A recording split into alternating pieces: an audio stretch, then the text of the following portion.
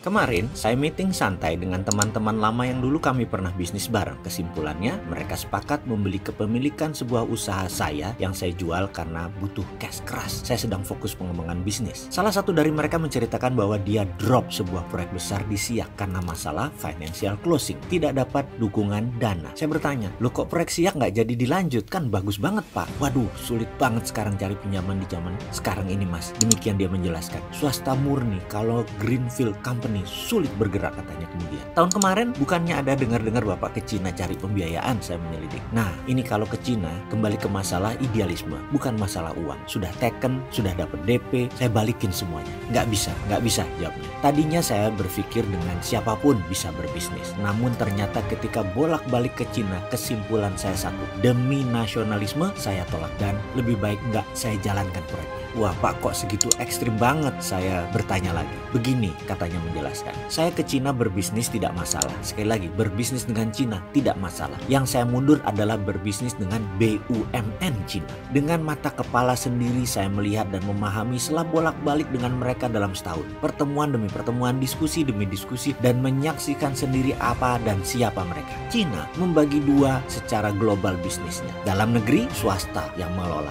Dan kira-kira mungkin 80%-nya swasta. Luar negeri, BUMN Cina yang bermain dan hampir 90%-nya BUMN Cina. Pemerintah dukung dana, dukung fasilitas lainnya ke BUMN Cina untuk menggarap pasar luar negeri. Bayangkan dengan 1,4 miliar manusia di Cina, maka Cina memerlukan pangan dan kerja buat penduduknya. Mereka membuat grand strategi dan policy, yaitu China is not a country, China is civilization. Jadi Cina itu bukan negara, tapi Cina itu adalah komunitas. Diaspora Cina menguasai seluruh jagat. 2-5% sebuah negara pasti diaspora Cina. Bagi mereka, Tiongkok itu melihat semua ini menjadi satu civilization. Mungkin warga negaranya udah bukan warga negara Cina, daratan, tetapi mereka dianggap satu civilization. Lalu dia melanjutkan, saya memperhatikan semua yang bekerja di luar Cina, dari pegawai-pegawainya BUMN Cina, semua muda-muda single, paling tua usianya 35 tahun. Target mereka jelas, karena terucap mereka itu akan dijadikan diaspora. Gak usah pulang kalau perlu. Single, kawin dengan penduduk lokal, baik Cina diaspora atau pribumi, nggak masalah. Lebih murah bagi mereka orang-orang itu tidak pulang. Targetnya seluruh dunia, setiap negara akan dimainkan diaspora Cina yang baru ini. Kalau perlu double dalam 10 tahun ke depan. Ini mungkin banyak yang tidak percaya informasi seperti ini. Tapi ini strategi Cina, ini grand plan dari Cina dan ini dimainkan bagian dari obor One Belt One Road. Semua orang yang bekerja di BUMN Cina di luar negeri telah mengikuti semacam wajib militer. Mereka terdidik secara militan dan mereka terdidik secara militer. Dengan pengetahuan ini saya putuskan, saya tidak akan berbisnis dengan BUMN Cina. Ini sama saja dengan menjual bangsa, menjual negara, menjual NKRI. Lebih baik proyek saya tidak jalan daripada bangsa Indonesia tergadai. Dan sekarang saya bingung dengan banyaknya bisnis Tiongkok masuk. BUMN Indonesia dengan BUMN Cina bekerja sama. Bagi saya hal ini sebentar lagi pasti jadi ancaman nasional. Ini soft threat. Banyak memang yang terbuai dengan uang, terbuai dengan proyek, namun menggadaikan kedaulatan bangsa. Saya miris dengan ini semua. Kemudian dia melanjutkan monolognya. Saya berharap ini semua karena